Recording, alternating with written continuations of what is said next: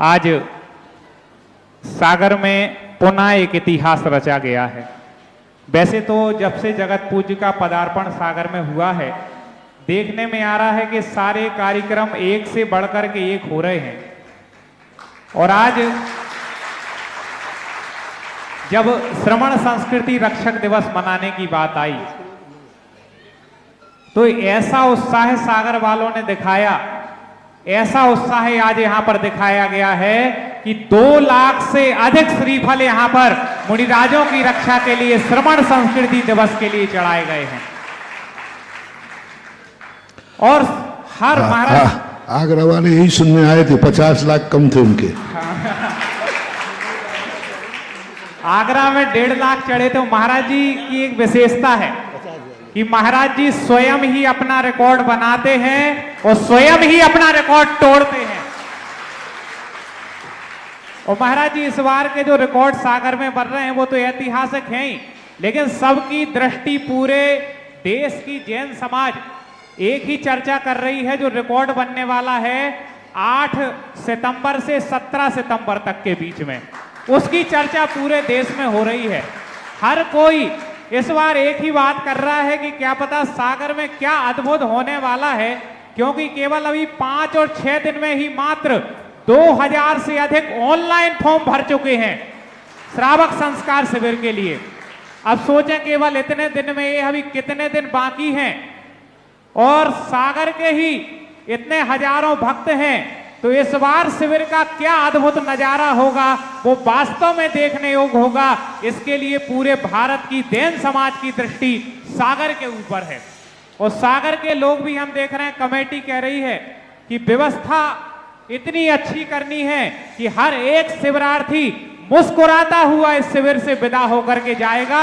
और पूज्य गुरुदेव की एनर्जी लेकर के जो शिविरार्थी 10 दिन जाते हैं, कई लोग गुरुजी मिलते हैं और उनसे बोलते हैं कि आप पहले तो अभिषेक करते नहीं थे, अब क्या बात है जब से शिविर में आए हो रोज अभिषेक पूजन करने लगे हो, क्या ऐसा परिवर्तन हो गया?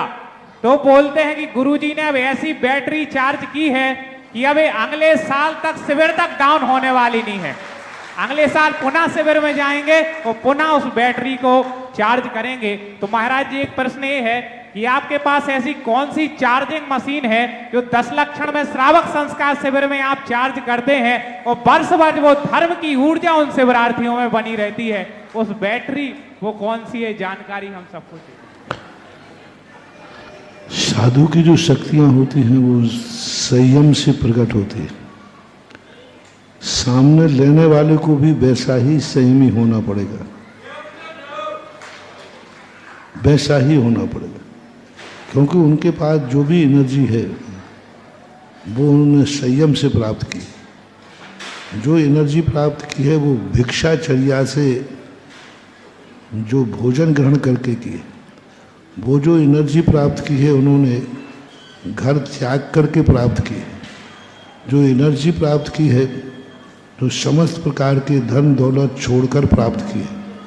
जो एनर्जी प्राप्त की है वो तेरा और मेरा शब्द को छोड़ करके प्राप्त की।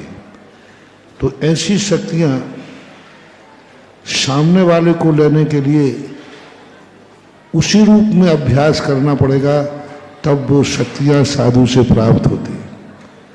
उसको भी भिक्षा से भोजन करना पड़ेगा। साधु की जो शक्ति है, पढ़ना ज्ञान नहीं, हम प्रवचन दे रहे हैं, ये ज्ञान नहीं है, ये शिक्षा है, ये उपदेश है। ज्ञान अलग चीज होती है, शिक्षा और उपदेश अलग होती है। उपदेश जो है सज्जन और दुर्जन दोनों को बराबर दिया जाता है। उपदेश देते समय वक्ता ये ध्यान रखता है सभा में दुर्जन भी बैठा है, सज्जन भी बैठा है, धर्मी भी बैठा है, अधर्मी बैठा है, व्यसन मुक्त वाला भी बैठा है और व्यसनी भी बैठा है। क्योंकि उपदेश सार्वजनिक होता है, उसमें व्यक्ति की परीक्षा नहीं होती, कोई भी आके उपदेश सुन सकता है। तो पर साधु की एनर्जी उसी प्रकार की निकलती है। वो एनर्जी नहीं होती, वो मात्र एक शब्द होते हैं और एक भावना होती है। प्रवचनों में शब्द और भावना प्रकट होती है, लेकिन जब ज्ञान दिया जाता है तो हर किसी को नहीं दिया जाता है, उसके लिए एडमिशन होता है, उसके लिए गुरु पात्र देखता है, उसकी परीक्षा करता है, और जब वो जान लेते हैं कि यह इसके योग्य हैं तभी ज्ञान देता है, अन्यथा उपदेश दे करके छोड़ देता है।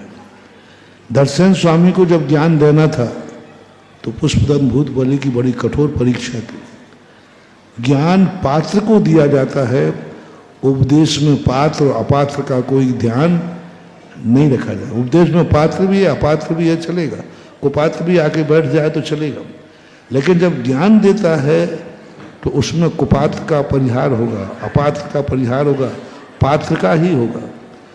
तो शिविर में वो शक्ति तुम्हारे लिए दी जाती है, उसके लिए तुम्हें एडमिशन लेना पड़ता है, घर को छोड़ना पड़ता है, संयम लेना पड़ता है, भिक्षा से खाना पड़ता है, तब गुरु से ज्ञान मिलता है, अन्यथा नहीं। शिविर लगाने की जरूरत क्या पड़ी थी? प्रवचन तो होती है श्लाघन में, प्रवचन करने तो तुम बच्चे लोग भी जाते हो, स्नातक लोग प्रवचन करने जाते हो कि नहीं? और हम भी 10 लाख में प्रवचन करते हैं कि नहीं? करते हैं। फिर शिविर की क्या जरूरत है?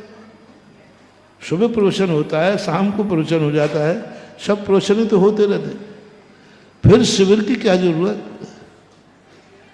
मूल शिविर में है, प्रवचन में मात्र उपदेश मिलता है जो भावनात्मक होता है, और शिविर में ज्ञान दिया जाता है जो साधना में प्रकट होता है।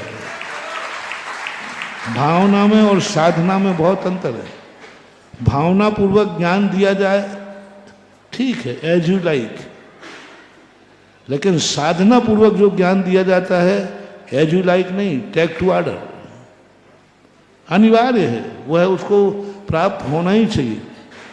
उपदेश शिक्षक के समान होता है और शिविर में जो दिया जाता है वो गुरु के समान होता है। शिक्षक जो देता है, शिक्षा देने वाला और शिक्षा लेने वाला शिक्षक बने ये कोई जरूरी नहीं है, लेकिन गुरु जब ज्ञान देता है तो वो देता है सामने वाला गुरु बनना ही चाहिए, ये ज्ञान दिया जाता है। ज्ञान जब दिया जाता है तद्रूप करने के लिए, और प्रवचन दिया जाता है तुम्हारी व्यवस्था को सुधारने के लिए। तुम जो कर रहे हो उसको व्यवस्थित करो, तुम गृहस्थी जी रहे हो व्यवस्थित करो, तुम भोजन खा रहे हो व्यवस्थित खाओ, तुम जो कर रहे हो उसमें एक व्यवस्था बना देना, अनुशासन बना देना, ये उपदेश का काम है। और ज्ञान का काम क्या है? तुम जो कर रहे हो वो नहीं, जो गुरु कराना चाहता है वो तुम्हें करना पड़ेगा, उसका नाम ज्ञान है। कितना अंतर आ गया?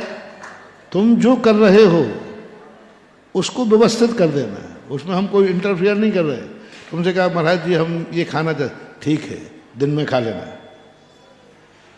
ये नहीं खाना ये खा लेना, तुम्हारी किसी चीज़ की मनाही नहीं करना। जो तुम कर रहे हो उसको थोड़ा सा एडजस्ट कर लेना, व्यवस्थित कर देना, लेकिन ज्ञान में नहीं। तुम जो कर रहे हो वो नहीं करना, गुरु जो कराना चाहता है वह जब करता है तब ज्ञान की प्राप्ति होती है। तो जब गुरु ज्ञान देते हैं तो शिष्य को अपने अनुसार ढालते हैं। दर्शन स्वामी ने ज्ञान दिया, वो शिष्य थे, मुनि थे, पहले उन्होंने अपने अनुकूल बनाया, मुझे कैसे शिष्य चाहिए, तो उन्होंने अपने साधना बताई और साधना को शिष्य किया। इसी प्रकार गुरु जब ज्ञान देता है उसको अपने रूप ढालता है, अपने रूप ढालता है। जैसे हम शिविर में ज्ञान देते हैं तो मैं भी भिक्षा से खाता हूँ, तो मैं भी भिक्षा से खिलाता हूँ। भिक्षा से खाइए श्रावक के यहाँ जाकर, ठीक है वस्त्र नहीं उतारते हैं, लेकिन घर का त्याग हमारा भी है, तो 10 दिन का सही तुम्हारा भी मन वचन काय से घर का त्याग कराता हो। तो ये बहुत सारी चीज़ें, ये ज्ञान देने की कला है। इसलिए शिविर में और प्रवचनों में अंतर होता है। शिविर में जो भर्ती होगा वो मेरी ज्ञान को साधना पूर्वक लेगा, और साधना पूर्वक जो ज्ञान दिया जाता है वो जन्म जन्मांतरों तक काम आता है। वह अमिट होता है, वह कभी विनाश को प्राप्त नहीं होता, वह अमिट होता है, जन्मांतर में भी जाएगा, गत्यागति सुधार देगा वो। और उपदेशों का प्रवचन होता है वो ऐसे ही होता है, बहुत बढ़िया प्रवचन हुआ और सुबह जैसे ही प्रवचन सभा से उठते हो बोले महाराज ने बहुत बढ़िया प्रवचन दिया। क्या दिया? और भाई वो तो महाराज जी से पूछ लेना। ज्ञान में ऐसा नहीं कह सकता। ज्ञान जो शिष्य लेता है वो ये नहीं कहता गुरु से पूछ लेना, वो बता देगा कि गुरु ने आज मुझे क्या ज्ञान दिया है। वो होमवर्क करता है, वो पाठ कहलाता है, लाइसेंस कहलाता है, वो अध्ययन और अध्यापन कहलाता है। इसलिए शिविर की विशेषता तो शिविर की होती है, प्रवचन अलग चीज है। शिविर में उपदेश नहीं होता है, शिविर में ज्ञान का देना होता है, ज्ञानी बनाया जाता है। और निश्चित रूप से आप मान के चलना कि 10 लक्षण जो पर्व आने वाले हैं पूरे देश में आप देखना यदि 10 लक्षण पर्व में सबसे अधिक प्रभावना कहीं किन्हीं के द्वारा होती है तो वो निर्यापक श्रमण मुनि पुंगव सुधा सागर जी महाराज के द्वारा होती है। क्योंकि जहां शिविर में हजारों लोग शिविरार्थी बैठ के तो अपना कल्याण करते, वही महाराज जी की प्रेरणा से श्रमण संस्कृति संस्थान सांगानेर की ओर से लगभग 700 से अधिक स्थानों पर देश के विभिन्न जिनालयों में जाकर के धर्म प्रभावना करते हैं, 10 धर्म का उपदेश सुनाते हैं, 10 लक्षण की पूजन कराते हैं, स्वाध्याय कराते, उसके माध्यम से ही पूरे देश में प्रभावना होती है।